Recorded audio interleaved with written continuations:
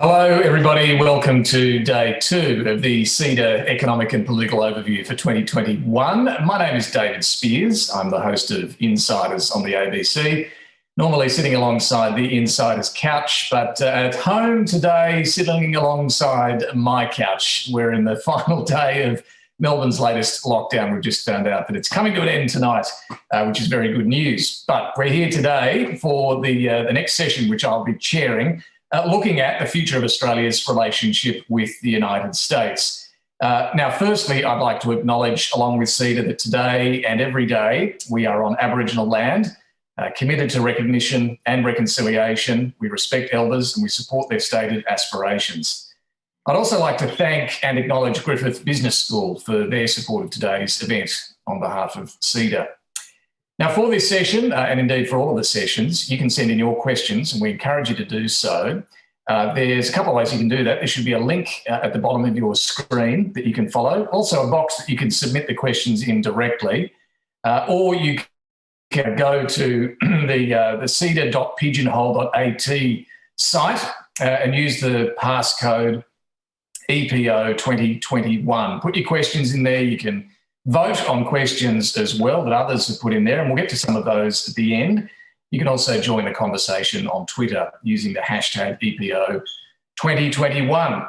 Now, there's no doubt that the transition from Donald Trump to Joe Biden in the United States has huge implications for the United States, for the world, for us in particular. The US is, of course, Australia's key strategic and defence ally, and a major investor and trade partner as well, and as we all know, has enormous political and cultural influence on Australia. To look at the implications of this change in the administration, what Australia can expect under the Biden administration, I'm very pleased to say that we have the Australian ambassador to the United States, Arthur Sinodinos, joining us today. Now, Mr. Ambassador, it is great to see you there live from the residence in Washington. We know it's been a very tumultuous time in the US, particularly there in Washington. So very keen to hear your take on it all. As I say, we'll have an opportunity for some questions during this session, but we're going to start with your opening remarks. So over to you. Well, thanks very much, David. And thank you to CEDA and Griffith Business School. CEDA, I've long admired as an organisation which provides rigorous thought leadership in the Australian context. And a special shout out to my friend Melinda Salento, who used to work with me many years ago in Treasury. I've always surrounded myself with people who are smarter than me. That's how I've managed to get along in life. So thanks, Melinda, for your role in all of that. And to all of you, thank you for your interest in the topic today. Look, let's cut to the chase. The priorities of the Biden administration. COVID-19. COVID-19, COVID-19. That's the first, second and third priority, getting that under control. Linked with that, creating a pathway to a sustainable economic recovery. Having an agenda around diversity and inclusion. Dealing with climate change. These stand out as priorities. In the external field, obviously China is a major issue and preoccupation here in Washington, and I'll come to that. Now, the new administration is still in its early days. People are still being appointed. There's a raft of political appointees. There's a lot of turnover between administrations. Number of secretaries, the main secretaries have already been appointed, but the administration has hit the ground running. And that's the product of a lot of preparation. One of the interesting things about the campaign was how carefully planned it was. The transition has been carefully planned. And now in government, we're seeing a lot of that careful planning come to fruition. Joe Biden has been running for this job most of his political life. Now he's got it, he's not going to die wondering. And by that I mean he's hit the ground running. Deliberately setting a new tone, trying to lower the temperature here in Washington, very hard thing to do, but that's what he's trying to do. Exuding a sense of, where possible, collegiality and greater deliberation in policy making, but followed by quick action. There's been a flurry of executive orders to reverse policies of the previous administration. Executive orders covering COVID-19, Buy American, environmental issues, health, and immigration, just to give you a sense. executive orders around COVID-19 by American have been particularly important. But not only executive action. Now the Biden administration has more degrees of freedom on legislation and appointments because it has a slender majority in the House, buttressed by a 50-50 in the Senate, with the Vice President able to cast a deciding vote as a result of the Georgia runoffs in January. That means that compared to where the administration thought they would be in January, they feel they have more latitude for getting things done. And so their focus will be on maximising what they can get done in the next 2 years in the run-up to the midterm elections. Traditionally in this country, midterms have tended to provide a bit of a backlash to the administration in power. So they're conscious they've got to get on with it. One of the things they particularly want to get on with is their $1.9 trillion stimulus bill to provide further assistance to those who are unemployed, assist states and local government, promote the COVID package that they talked about during the campaign, vaccines and so on, doing more work with the states on all of that. They've reached out to the Republicans, but they're also proceeding, particularly with this bill, we're looking at using some of the procedures of the Congress called budget reconciliation procedures to try and get those bills through one way or the other around the stimulus by March. Foreign policy has been marked by early outreach to allies, strong statements on China. There's an early test on Myanmar. It's a test of the sort of approach the administration will take. To date, they're taking a principles-based approach rather than a more transactional approach. Now, let me go back to the major domestic priorities, COVID-19 and the economy. There will be no sustained recovery without bringing the pandemic under control. That's very much the mindset of the administration. There's been a flurry of activity around masks, vaccine production and distribution and allocation, relentlessly domestic focus. What the administration wants to do is promote domestic investment and competitiveness. The way they describe it is to create good paying union jobs to broaden the middle class. The Buy American initiatives with government procurement, infrastructure investment that will not only create jobs, but also help to deal with their climate change commitments. This is potentially a multi-trillion-dollar package on top of the stimulus bill we're talking about. To give you a sense of the challenge here in the US, the infrastructure gap is estimated at something like $3 to $4 trillion. Now, trade strategy in this context is an extension of domestic policy, described by some here as middle-class foreign policy.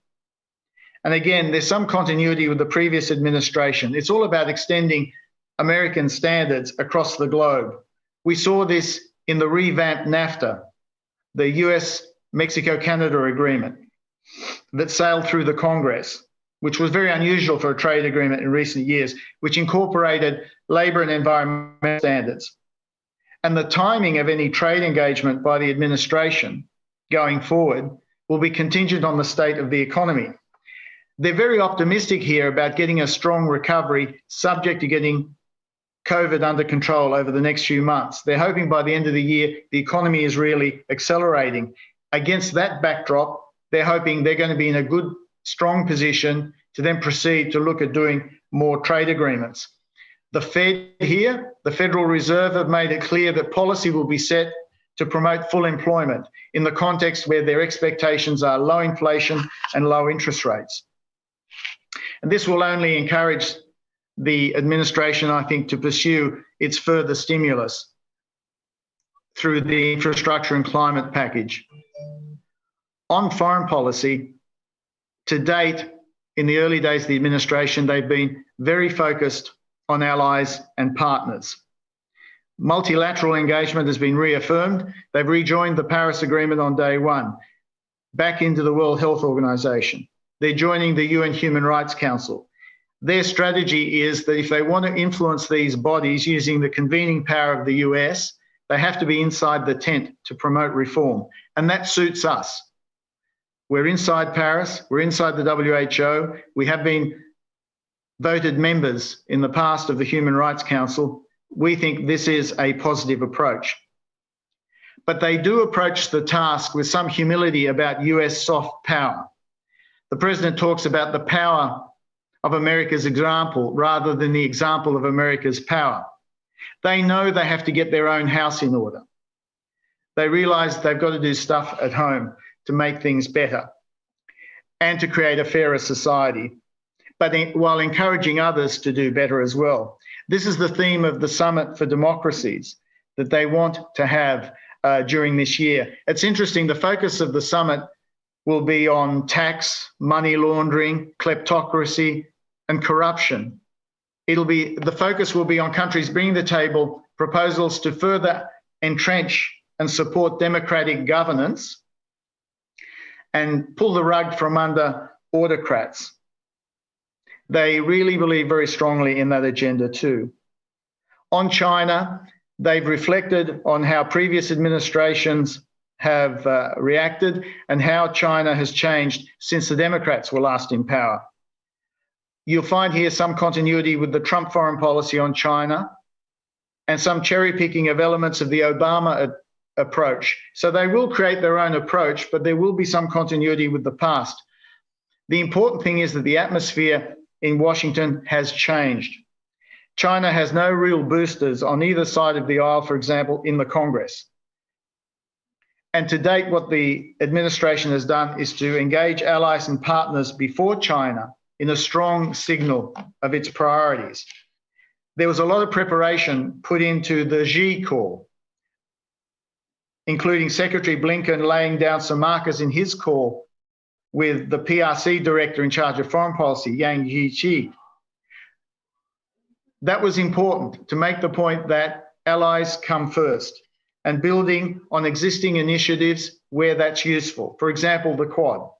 So in other words, not saying the last 4 years were a dead loss, we're throwing all of that out. They're being pragmatic. They think the Quad has been useful. Australia, Japan, India, and the US working together.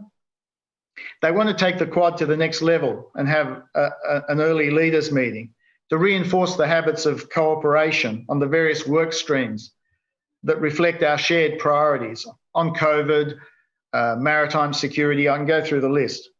But they want to cast the Quad in a positive light, not as a military alliance or some overly bureaucratized structure, but a structure that evolves over time, a network working together to promote what we are as opposed to what we are against. In this context, they also understand the centrality of ASEAN in the Indo-Pacific. And it includes reassuring regional neighbours that they're not being asked to choose between the US and China. They also have made it clear that they want to turn up to regional summits at the most senior level possible. And we've invited the President to come to Australia for the 70th anniversary of the ANZUS Treaty. Being here, I mean, it's the old Woody Allen quote, 90% of life is turning up. It's that engagement that's going to be important on top of the content of that engagement. Their approach to China, I think, is a combination of pragmatism and principle. I don't think they just want to be transactional and tactical. They want to be more strategic and principles-based. They don't regard China as an existential threat. They acknowledge its rise, but express an abiding faith in the resilience of the US and liberal democratic values. They don't accept the narrative of an inevitable decline of the US and the sort of values that we stand for in common, the sort of Western values, the decent, humane, universal values that help to underpin the global rules-based order. Their realism on China is paired with a very broad human rights agenda. In the President's mind, this agenda is based on values that have guided the US since its founding. The pragmatism means that they are going to pursue what he calls extreme competition with China in technology, economics, and national security, but cooperate in areas where there are international problems that no one nation can solve by itself, nuclear non-proliferation, climate change, COVID-19. They don't envisage all-encompassing US-China dialogues that put everything on the table and therefore create the possibility of trade-offs, for example, between human rights and climate change, or sacrificing the interests of allies and partners in any reset with China. The Prime Minister, in his discussions with the President, alluded to the fact that from our point of view, it's really desirable that any reset with China include allies and partners. Now, I just want to spend a brief minute on the diversity and inclusion agenda, because this is going to be an important thread of what the administration follows. It was a central theme of the campaign. It's been reflected in the diversity of cabinet appointments. It's been followed quickly by action by departments. And what they're doing is they're trying to focus on structural solutions to what they see as systemic inequality and discrimination. The Domestic Policy Council under Susan Rice will be very focused on this. They have a White House Office of Public Engagement, which is their way of seeking to reach out to various groups in the community, including, they argue, conservatives. This is because the President, in his public career, has been something of a consensus seeker. He likes doing a deal, but he's not going to do a deal if it takes too long. He also wants to do things and get things done quickly. As I said before, the administration wants to maximise what it can do over the next 2 years. And in fact, I think from Australia's perspective, that area around diversity and inclusion, there are issues of safety nets, social cohesion, where we have policies which we can talk about our comparative experience. But in terms of Australia's priorities, as ambassador here in Washington, I'm very fortunate that we already have a very good relationship between Australia and the US, founded on deep historical ties, common heritage, the trade and investment relationship that David referred, and of course, shared values and interests. We did well under the previous administration compared to many other countries, but there's plenty of scope to deepen our bilateral engagement and encourage the commitment of the US to the Indo-Pacific. The PM and the President have talked about deepening our defence technology cooperation, further integrating our defence industrial bases. We've talked about a strategic economic dialogue which lifts the economic parts of our relationship to the same level as our defence and security relationship. So areas like critical minerals, technologies which are relevant to national security are all areas that we're going to be pursuing with the US through various dialogues. Cooperation in space is another element of that. On the trade front, we're pursuing a digital trade agreement. Discussions that started with the previous administration. The new administration has indicated interest in this. Once the new US trade representative is confirmed, we will pursue that further. A digital trade agreement would allow particularly small businesses to trade more easily in the digital world across national borders through mutual recognition of payment systems and the like. All these are building blocks, though. Ultimately, what we want to do is encourage the US to deepen its economic engagement in the region by joining the Trans-Pacific Partnership. At the moment, the Trans-Pacific Partnership is a bit like Hamlet without the prince. We need the US in there to maximise the benefits of the partnership and also to maximise the strategic benefits of the US in the region. The major trade agreement in the region, the Regional Comprehensive Economic Partnership, is the one between ASEAN and its free trade partners, which include Australia and China. We want the Trans-Pacific Partnership, a high-quality agreement, to set the standards in the region. More broadly with the US, our agenda is to also engage them on reform of the World Trade Organization, so it's more effective in dealing with infractions of international trade rules. Our pitch to the US is that if we all work together, like-minded countries, allies and partners, the weight of countries and GDP will encourage the Chinese in particular to change the calculus of costs and benefits and think more about how they cooperate with the existing rules-based order rather than seek to somehow change the order in their own favour. The last area I just want to touch on before we go to questions is climate change. President Biden takes the threat of climate change seriously. He describes it as an existential threat. He's adopted a whole-of-government approach coordinated by the White House. It covers all areas of policy, including immigration, defence, not just the usual areas of environment and energy and the like. There's a coordinator for climate change in the White House. He's appointed John Kerry, the former Secretary of State, as his special envoy for climate change. And the aim is net zero by 2050 and carbon-free power in the electricity sector by 2035. Their approach is around standards, around regulations, investment in clean energy, including through their infrastructure program that I mentioned earlier.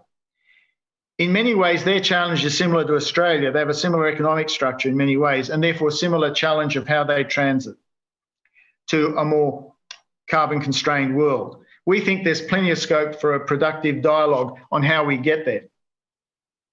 With our climate policy approach, as you know, we've got a detailed technology roadmap to drive investment in cost-effective new low-emissions technologies, which we believe will lend credibility to targets and any revisions to targets that may be set by the government. We've already agreed with the US on a working group, a joint working group on low-emissions technology, which we may also end up linking with some of the memorandums of understanding we have in our region with other countries on energy cooperation. David, I'll end there. I'm sorry to throw quite a bit at you, but the most interesting part is the Q&A. Thank you. Ambassador, thank you very much. And look, there are some big themes that you've covered there in the address that I would like to follow up on. And look, a lot of these areas, they do intersect, don't they? Whether it's trade, China, climate, how they all come together under the new Biden administration. Perhaps just starting, though, with China, or in fact, just picking up on something you said about the Quad and the new president's approach to the Quad, the grouping of the US, Australia, Japan and India. You said that, and correct me if I'm wrong, that he would like to take that to the leaders level, to have an actual leaders level meeting amongst these four members of the Quad. Just tease that out for us. Is that something you envisage happening sooner rather than later, this year? Is this something that Australia, there in Washington through you, is encouraging to take this to that next level? We would strongly support such a meeting. The exact timing is a matter for discussion among the parties. But the reason I mention that is to make the point that rather than walking away from some of the developments of the last 4 years, what the administration is doing is taking a calm and clear look at where things have got to and where they think there's scope to take things further and build on them and improve them. They want to do that. I think the message that they want to send to the region, as I said before, is meant to be a positive message, that they don't accept a narrative of US decline or disengagement from the region. They want to show that they are taking that engagement to the next level. And so what we are doing in Washington is encouraging that sort of engagement, whether it's economic engagement or defence and security engagement. I mean, you know, Ambassador, how sensitive this issue is of the Quad in Beijing. You know, despite how you've framed it, that it's about networking and about looking at what we are for rather than what we're against. Certainly in China, it's seen as ring fencing their ambition. How much care needs to be given on this front, given we've seen over the last 6-12 months how readily China is willing to punish Australia on the trade front? Well, look, I think from our perspective, we've taken a number of decisions based on principle, whether it was around Huawei, around the WHO, around foreign interference in our polity.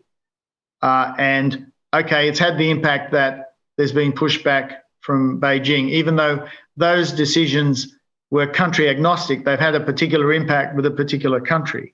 But we don't resolve from those decisions. But in taking those decisions, we were standing up for a set of values that are consistent with our national interest. And that's why I say we seek to position the Quad in a positive way about the values that it seeks to promote, which will help to make the Indo-Pacific a free, open and inclusive area, and which gives countries in the region, including in ASEAN, a confidence about their security and their independence. What about Taiwan? There's a lot of attention on Taiwan at the moment there in Washington. The Pentagon has created a new task force, apparently, on China. Is this something that Australia is involved in any way, in talks with the United States about where this is heading, China's more assertive approach to Taiwan that we've seen in recent months, flying warplanes over Taiwanese airspace? Is this something you're engaged in discussions there in Washington about? We've not been in discussions with, I caveat by saying that we don't talk about private discussions, but let me make it clear, with the new administration, we haven't been in discussions specifically about Taiwan. Our attitude to Taiwan is, certainly when it comes to their international engagement, to give them space to interact, for example, in the World Health Assembly, the World Health Organization, because of the expertise and experience they can bring to bear. So our attitude is not to sort of seek to artificially limit them in some way, but give them that space. But the issue of what happens ultimately in relation to Taiwan, the way the Taiwanese would describe this is that they seek neither to provoke nor appease. They seek, in their own way, to stand up for themselves. And I guess from our perspective, what we've always done is seek to respect those as decisions for them and to promote other countries to observe international norms and rules, whether it's in relation to the area around Taiwan or whether it's in relation to the South China Sea or other matters in the region. But we know China has a different view. China, as Xi Jinping has stated, wants to reintegrate Taiwan. Is that a red line for Australia and the United States? Well, look, I think the way I would characterise it is that our attitude is to make it clear that we support a free and open and inclusive Indo-Pacific where countries abide by international rules and norms. And if that happens, that's the best possible atmosphere in which these sorts of issues can be resolved. But I think to immediately jump to a situation of saying we have this or that red line is unproductive, when what we're seeking to do is establish an environment in the region where red lines are not an issue. Just on the trade front, again, picking up a couple of things you mentioned in your address, President Biden has not abandoned the trade sanctions that Donald Trump imposed in that escalating trade war we saw between the US and China, nor has he rushed to rejoin the Trans-Pacific Partnership, and perhaps we can come more specifically to that. But do you expect the Biden administration to ease off those China trade sanctions once its recovery is a bit more established? You seem to indicate that first priority is dealing with the pandemic, getting the recovery going, then turning to some of these trade issues. Look, I think their attitude on trade generally is that they do want to strengthen the domestic economy and be more competitive when it comes to international trade. There's no doubt that that is their approach. Their specific approach about tariffs to do with China, I don't know that they've come to a decision on that. And I would be very surprised if they would just unilaterally drop tariffs. Like all these things, whatever actions you look at in the narrow, there's a broader geopolitical context to consider. There's review of China policy going on, but no country gives up something for nothing. So it will want something from China before it Look, these tariffs. They have not said to us, we want X, Y, or Z, but I think they will think very carefully about doing that. And if they do that, what signal that sends. And the Trans-Pacific Partnership, again, it's not one of the things Biden has rushed back into. You've laid out the importance of this in a trade and strategic sense for Australia to have the US at the table. And I like the Shakespearean reference there as well. What's your feeling in Washington? Is it likely to happen? Will the US join this pact? What they've said to us during the election campaign, the transition, and since, is that they don't want countries coming to them every day and saying, you've got to go back into the Trans-Pacific Partnership. But they're not sitting there and discounting that as a possibility for the future. But I think it's got to be seen in a context, which is their approach more generally to putting the domestic economy first, getting the competitiveness improved, and then seeking to incorporate standards into trade agreements that reflect some of the progress they've made to date. I mentioned before the Mexico-Canada-US agreement sailed through the Congress, and there was very little prospect of trade agreements the last few years sailing through the Congress, but it did because of the standards it imposed. And I suspect if they came back into the Trans-Pacific Partnership, there'd be interest groups here, labour groups, trade unions, environmental groups and others, saying that we want some of the standards put into those agreements or such an agreement that we've seen in other agreements. Now, whether other countries within the TPP would have an appetite for a large-scale renegotiation of the treaty, I don't know, of the Trans-Pacific Partnership, I don't know. But there would be a lot of countries that would find it very tempting to try and get the US back in on good terms. I mean, is the reality to the domestic political situation in the United States the fact that it is a very divided country right now? Donald Trump, we know, still has significant influence over the Republicans, and we know his view of these sort of multilateral trade agreements. Sure, but that's precisely because that's why I refer to what happened with the MCA agreement, which went through with a lot of support from both sides of the aisle because it incorporated those standards. So if you like, there's been a fusion of Democrats and Republicans around this sort of trade agenda with more standards built into it than we've seen in the past. And on climate change, let's just talk about that. President Biden has pledged to implement what he's calling a carbon adjustment fee at the border as part of his ambitious climate plans. What do you understand that could mean for Australia? Well, there's been some debate in international circles about border carbon adjustment mechanisms and the like. In other words, tariffs on carbon-intensive products.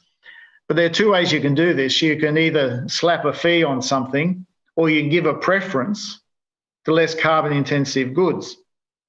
So, for example, in the context of the WTO, there's been work on agreements on environmental goods and services.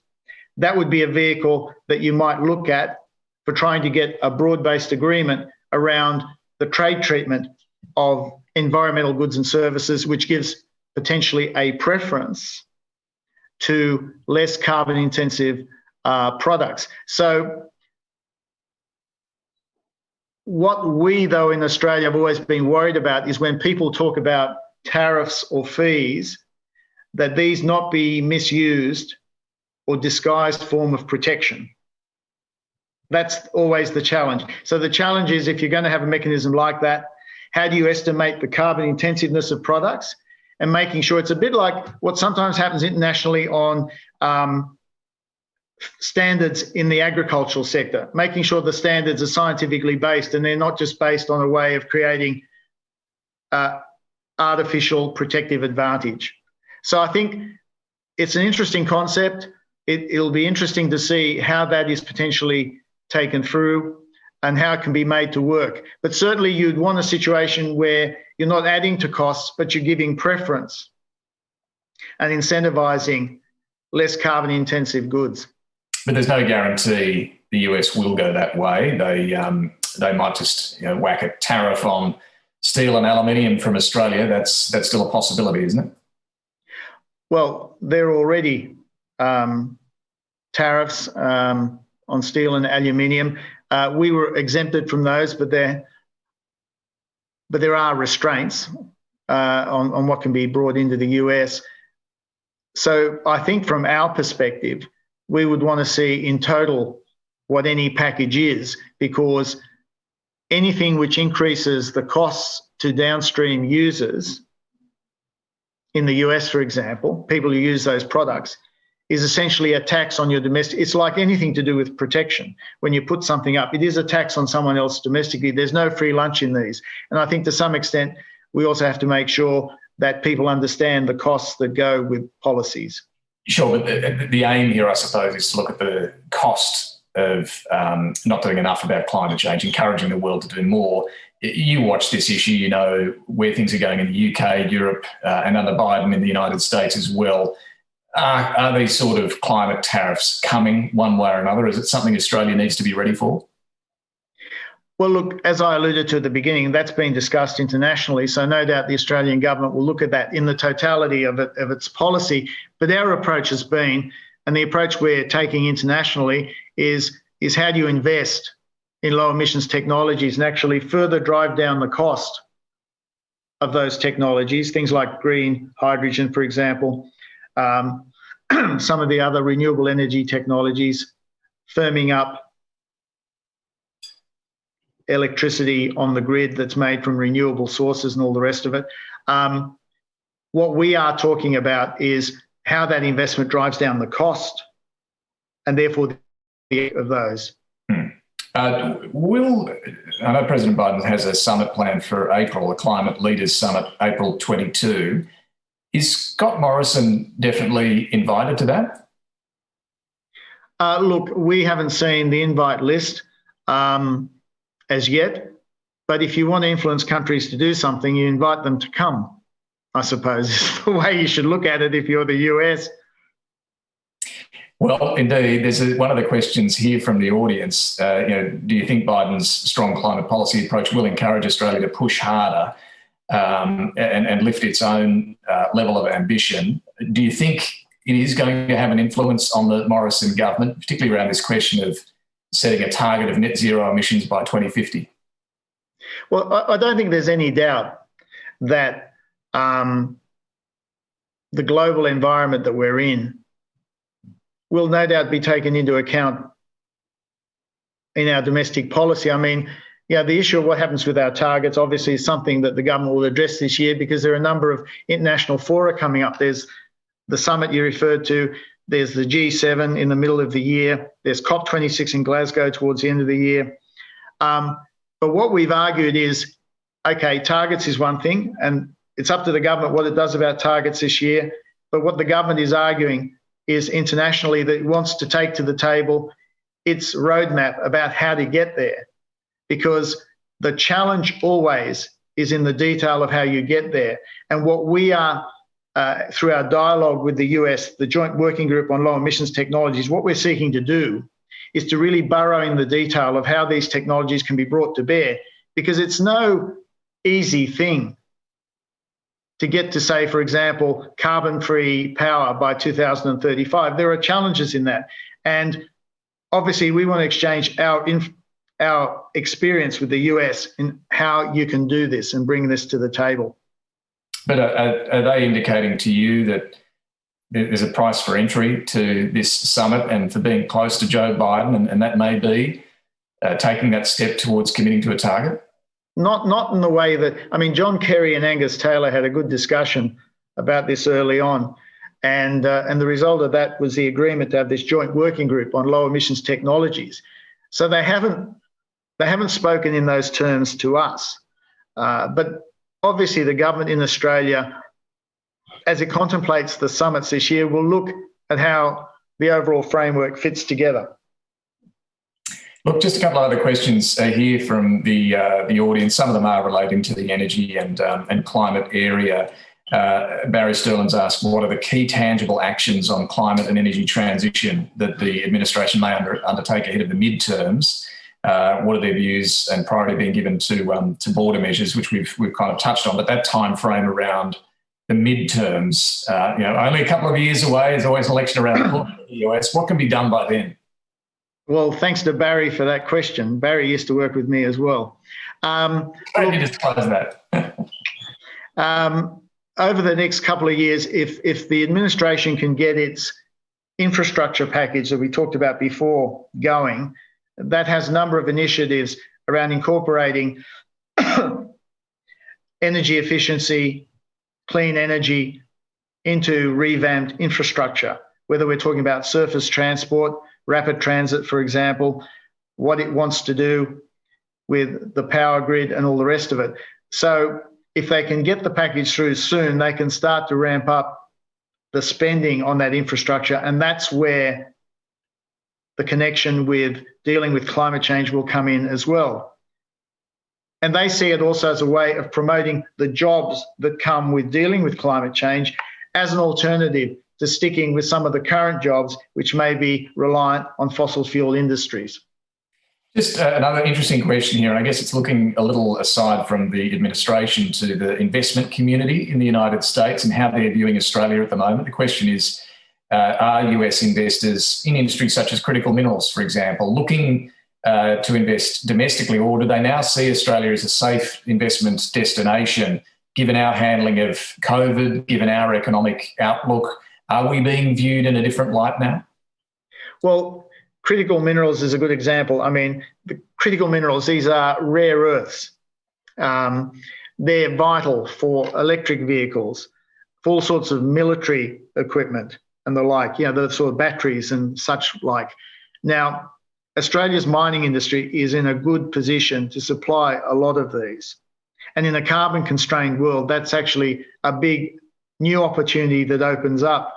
We've already had the US Department of Defense line up a contract with Lynas, which has facilities in Malaysia and in Western Australia, around light rare earths, to put up a facility in Texas, which will process materials coming from Kalgoorlie, a treatment plant in Kalgoorlie.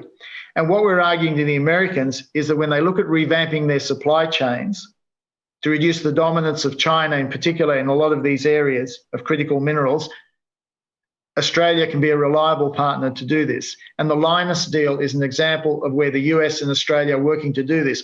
We have a critical minerals facilitation office, which is working on what further deals we can make. We're also facilitating through the embassy Australian companies that are wanting to invest in the US with expertise in critical minerals, so to create local supply chains here. So from our point of view, that's quite an important area from a national security perspective as well as an economic perspective. Another question that brings us back to the question of the approach towards China, and noting you described the administration's approach as a combination of pragmatism and principle.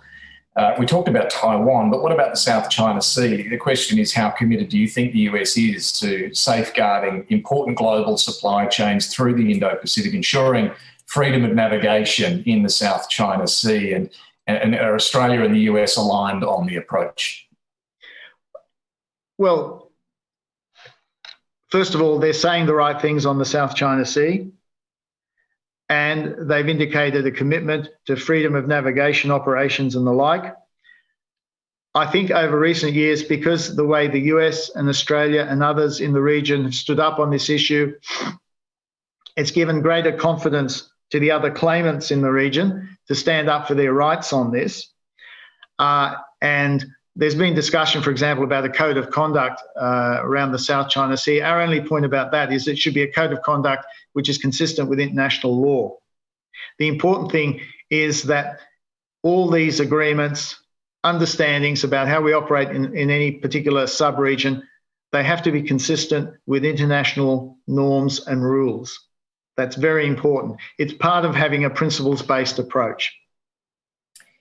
On the domestic political landscape in the United States, we just saw, of course, Sunday morning our time, the vote of the Senate not to convict Donald Trump. Obviously, a number of Republican senators did vote for it, but not enough. It's clear that the Republicans are somewhat, or very much torn at the moment over their future direction.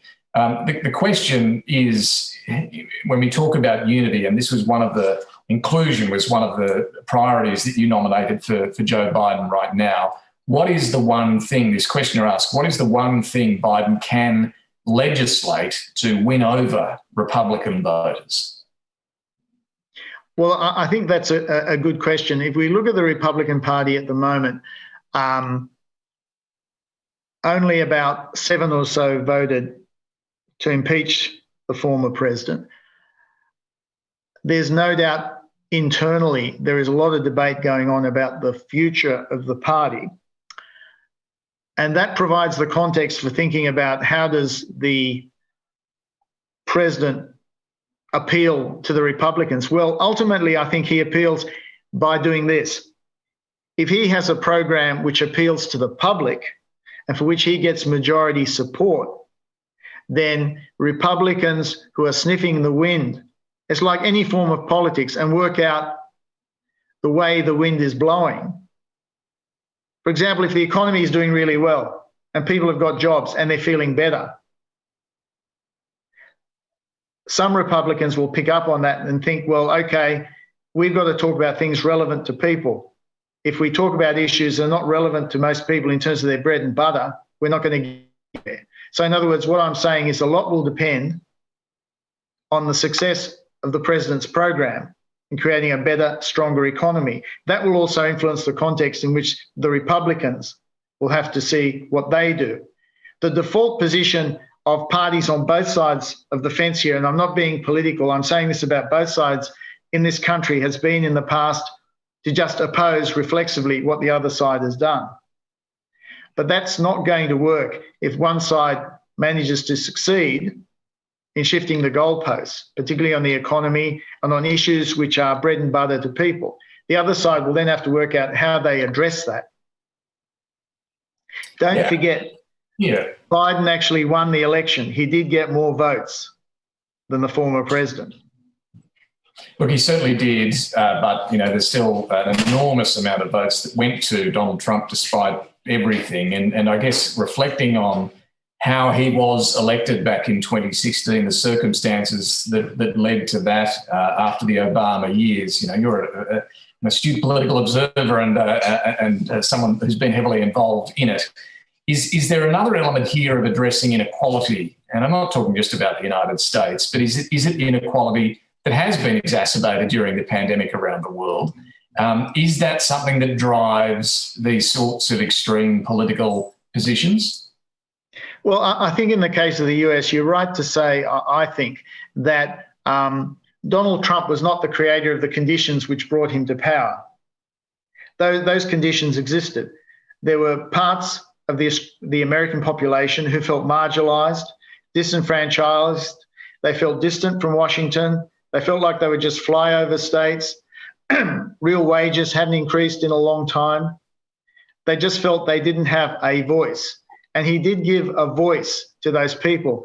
The Biden strategy is to appeal to those people by trying to restore a strong economy as soon as possible and trying to create a broad coalition of people who benefit from the American recovery, looking at the issue of how much tax is paid at the big end of town compared to the rest of society, and how do you invest more, particularly in marginalised groups, not just people of colour, but also marginalised groups in rural parts of the country.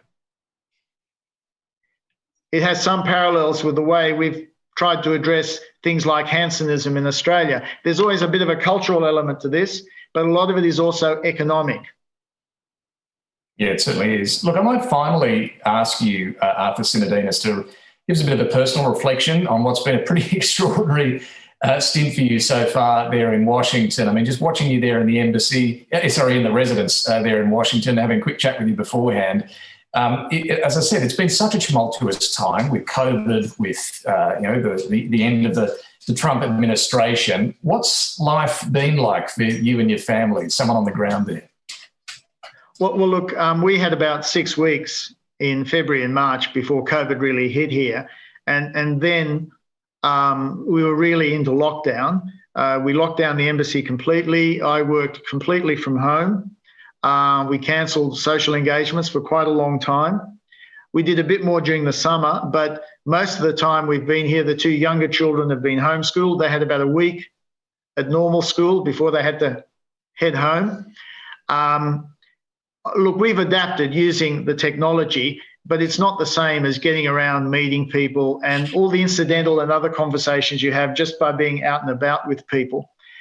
But for me, it's been an enormous learning curve to be here in the middle of COVID, the biggest economic contraction since the Depression, the racial protests last summer, a bitter and divisive election campaign, which never seemed to end, even during the transition. It seemed to go on. I mean, every day I said to myself, surely nothing more can happen. Something happened. I was reminded, in fact, it was Malcolm Turnbull who reminded me of a quote by Mark Twain, that only fiction has to be credible. So what we've seen in this country, the other thing it's brought to mind for me, David, is that they take freedom seriously. They take the Constitution seriously. So the First Amendment on free speech, they take very seriously. The Second Amendment on gun rights, as it were, they take very seriously. It's a country where their history and the Constitution really suffuse a lot of what goes on. Now, admittedly, people have very different interpretations often of what that means in practice. And that was one of the things that struck me with the response to COVID. That, you know, masks, for example, becoming a political issue in this country, or the way in which the federal government, the state and local government didn't necessarily always meld and work together in the one direction. I mean, state governments are quite powerful here as well as local government. So you had very different responses to COVID in very different parts of the country, which was really, for someone who's come from a situation where, you know, we sort of looked to the federal government to really set the tone and the terms of things. It was on such a serious matter to see the different ways different parts of the country reacted was just incredible. But that's how the country is. It's a miracle some days that it hangs together. Well, it is hanging together, and it's been wonderful, fascinating to hear from you, Mr. Ambassador. We really appreciate the time you've given, the insights that you've shared with us here. So, look, thank you very much. As we wrap up this session, I'd also like to thank our live stream sponsor, Griffith Business School, and it's that ongoing support that CEDA allows CEDA to continue in discussions like this one. So, Arthur Sinodinos, thank you once again. We do appreciate your time. Thanks very much, David. Thank you. Now, finally, thanks to the audience as well for your participation, for all the questions that you sent through as well. And a reminder, this session has been recorded. It will soon be available on the CEDA website. Now, looking at the time, the next session is at 12:05, so that's in about 12 minutes from now. You get a bit of a break. You can also continue the conversation on all the social media platforms. But for now, I'm going to say goodbye. Good luck with the rest of the day. As I say, the next session coming up in just over 10 minutes' time. Bye for now.